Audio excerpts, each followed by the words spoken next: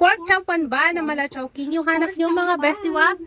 Naku, wag mo nang scroll kasi para sa'yo tong video na to. At sa sarap nga nito, baka makalimutan mo na yung chowking. At bago tayo mag-proceed sa pagluluto mga bestie wap, baka hindi ka pa naka-follow sa akin, i-follow mo na ako kasi meron ka pang chance na manalo ng up to 600 pesos Gcash. Paano ba yon? Siyempre, unang-una, kailangan naka-follow ka sa akin, mag-share ka ng video ko at mag-comment ka para may entry ka. So ayun, good luck po sa lahat. Tara na mga bestie wap at magluto na tayo.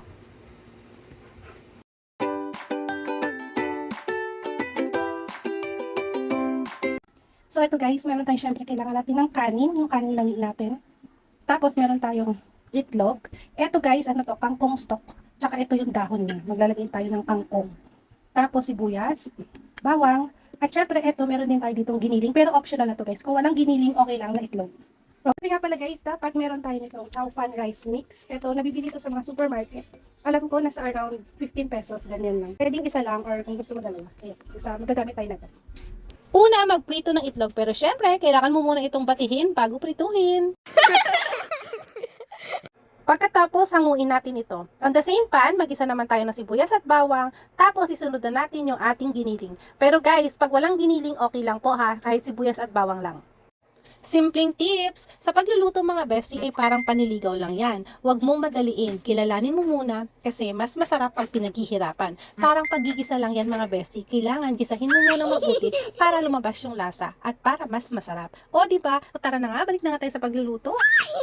So ayan, at this point, pwede na nating ilagay yung ating kanin na lamig. Medyo buhaghag yung kanin na to mga bestie, pero ito nga yung masarap gawing chow pan. At syempre, haluin natin itong mabuti. At ilagay na nga natin yung tangkay ng kangkong na hiniwa ko ng maliliit. Kasi medyo matigas to. Singkunat to ng kapatid mo. Charot. At ilagay na nga natin yung 2 pack ng ating UFC chow fan rice mix. Ito yung magpapasarap ng ating chow fan o UFC. Baka naman. Haluing mabuti at lutuin ito ng mga 3 to 5 minutes. Pagkatapos, ilagay na natin yung dahon ng kangkong. Lutuin ito ng mga 1 to 2 minutes. At kalimutan mo ng lahat, wag lang yung pinrito nating itlog kanina, itoppings mo na to mga bestie. At ganun-ganun lang, may masarap na pork chow pan ka na.